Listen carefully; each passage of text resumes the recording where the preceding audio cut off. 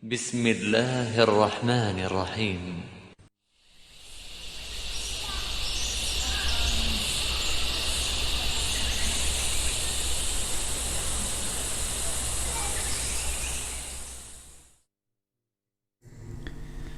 Bismillahirrahmanirrahim. Assalamualaikum warahmatullahi wabarakatuh.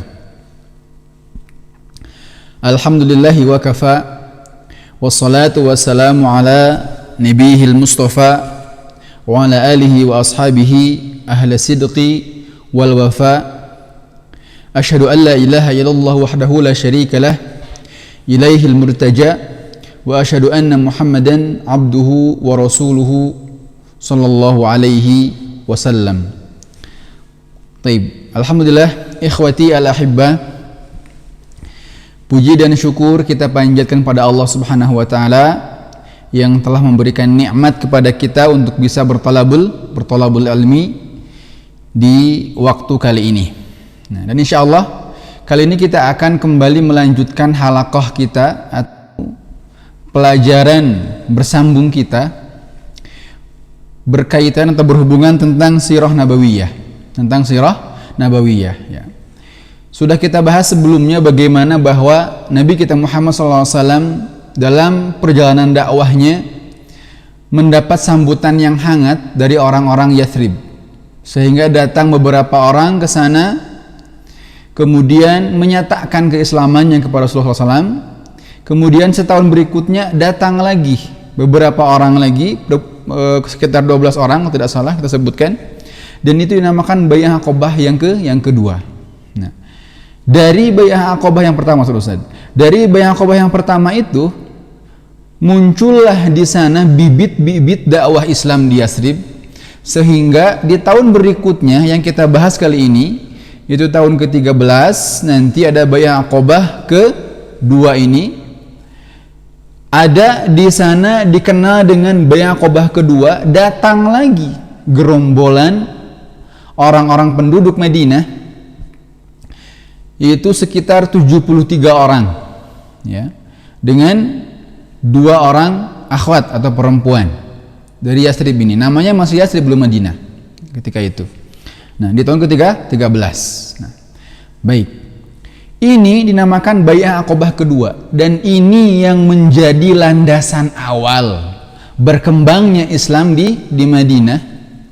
Ini landasan awal yang menjadi sumber perintah Nabi untuk memerintahkan hijrahnya kaum muslimin ke Yathrib. Nah, bahkan nanti beliau pun ikut hijrah ke sana. Dan karena perjanjian Aqabah ini juga yang menyebabkan nantinya bahwa Islam akan mulai bermarkas di sana, sehingga Yathrib menjadi kotanya Nabi kita Muhammad sallallahu alaihi wasallam. Masjid di sana. Baik. Ikhwati al-ahibbah, kita lanjutkan. Ini pada tahun ke-13 itu datang 73 orang laki-laki dan 2 orang perempuan dari Yathrib. Untuk apa? Untuk menyatakan keimanannya kepada Nabi kita Muhammad sallallahu alaihi wasallam. Orang-orang tadi mereka bermubayaah, sumpah setia membaiat Nabi kita Muhammad di tempat dekat Aqabah, ya, untuk kedua kalinya di situ, bahwa mereka akan menyembah Allah dan tidak menyekutukannya dengan apapun. Karena ketika itu, ya, kalau di Mekah orang-orang itu ramenya penyembah berhala, ya, meskipun ada yang lain juga. Dan di Madinah, kata ahli sirah itu disebutkan bahwa di sana ada orang-orang penyembah berhala juga ada. Kemudian orang-orang Nasrani juga ada, Kristen, orang-orang Yahudi juga ada. Gitu. Jadi keberadaan keyakinan beragam di sana. Nah, begitu datang keyakinan Islam ini, inilah yang menjadi tolak awal nantinya menjadi keyakinan murni penduduk kota Madinah. Nah, berbaiatlah mereka senantiasa janji setia ingin menyembah Allah Subhanahu wa taala, tidak menyekutukannya, senantiasa ingin menolong Rasulullah SAW dalam dakwahnya, ya. Kemudian juga mereka akan sangat senang dan gembira untuk menerima hijrahnya Nabi nanti ke sana, bahkan dengan semua kaum muslimin. Nah, ikhwati fillah ahibbah. Nah, di sini Rasulullah SAW sudah membuat poin di mana bahwa mungkin di Mekah ini bahwa dakwahnya tidak begitu disambut oleh orang-orang kafir Quraisy, tapi mungkin di sana, di Yasrib, di Madinah akan disambut. Buktinya adalah dalam kurun waktu 1 tahun saja sudah datang berbondong-bondong. Nah, maka 70 orang ini akhirnya mereka dikelompokkan menjadi 12 kelompok. 12 kelompok. Masing-masing akan mewakili kelompoknya untuk mendakwahkan dakwah Islam ini pulang ke Madinah di sana. Dan sejarah mengatakan bahwasanya di sini Rasulullah Shallallahu Alaihi Wasallam mengutus salah seorang sahabatnya, yaitu Mus'ab bin Umair, ya, sebagai safir, sebagai utusan, sebagai duta umat Islam untuk menyebarkan Islam di sana. Dan ikhwati fillah al-ahibbah, ini perhatikan, beberapa saat setelah itu Islam tersebar di sana.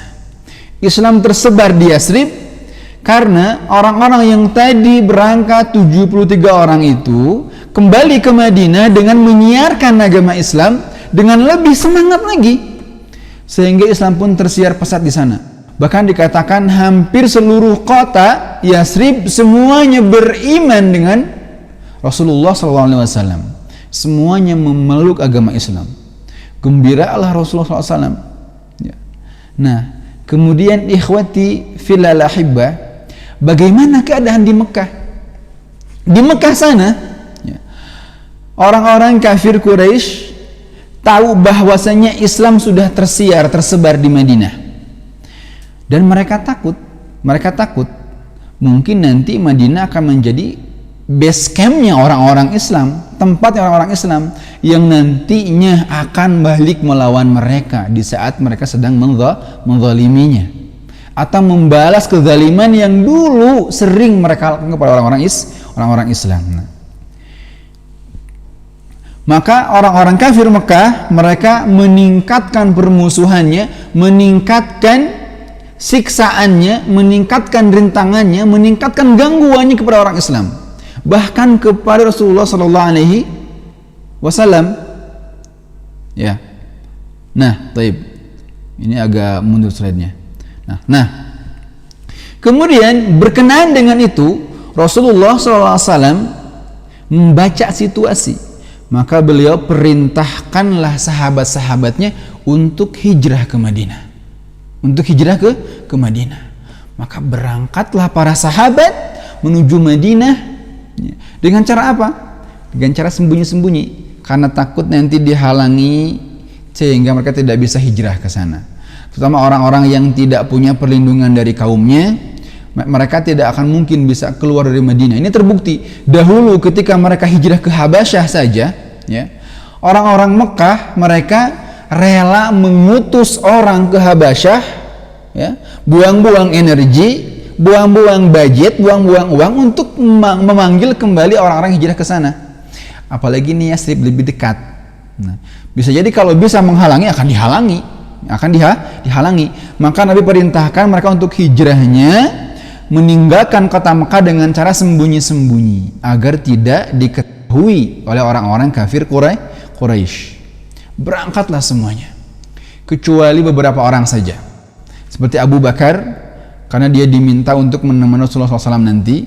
Kemudian Al-Abbas pamannya Nabi tidak berangkat hijrah, dan banyak lagi lainnya. Nah, ikhwati fillah ahibbah, banyak contoh-contoh bagaimana hijrahnya sahabat yang mereka tinggalkan semua yang mereka miliki untuk menyelamatkan agamanya, untuk menyelamatkan imannya.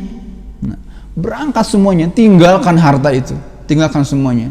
Abdurrahman bin Auf yang hartanya Utsman bin Affan, kemudian juga ada yang terkenal Suhaib Ar-Rumi, dia punya harta, dia tinggalkan.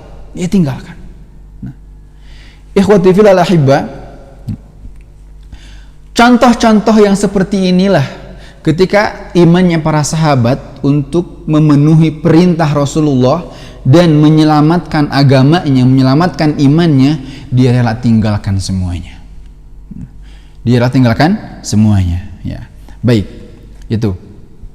Nah, kemudian hijrahnya kaum muslimin ke sana tentunya ini tidak terlepas daripada takdir Allah Subhanahu wa taala. Ya. Maka hijrahnya mereka ke sana ini merupakan awal yang gemilang buat orang Islam. Hijrah ke sana disambut oleh orang-orang Yathrib, penduduk-penduduk Madinah, disambut, kemudian mereka tinggal di sana, membuat komunitas yang Islami, membuat lingkungan yang Islami yang dahulunya mereka di Mekah itu tertindas, tidak ada yang bela, tidak ada yang membantu. Ketika mereka kesusahan tidak ada yang menawarkan bantuan, tapi tinggal di Madinah, Masya Allah. Ikhwah fillah al-ahibba, makanya dalam sejarah Islam terdapat dua istilah. Satu istilah muhajirin, yang kedua istilah ansor. Muhajirin yaitu orang-orang yang hijrah dari Mekah menuju Madinah.